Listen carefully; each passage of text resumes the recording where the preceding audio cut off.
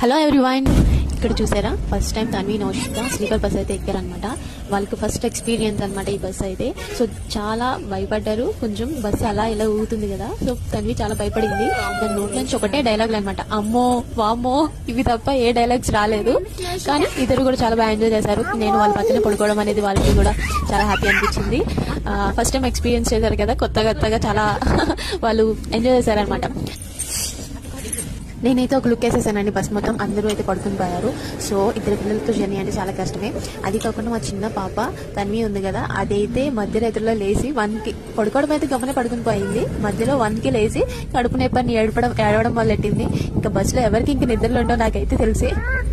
అప్పుడు మధ్యలో బస్సును ఆపించి నా లగేజ్ లో దానికి సిరప్ ఉంటే స్టమక్ పెయిన్ సిరప్ ఉంటే స్టమక్ పెయిన్ సిరప్ పట్టించిన తర్వాత పడుకుందండి. సో ఇవన్నీ మనం ముందే చూసుకోవాలి. పిల్లలతో వెళ్ళినప్పుడు కన్ఫర్మ్ గా మనం ముందు జాగ్రత్తగా ఇలాంటి సిరప్స్ కానీ ఫీవర్ కి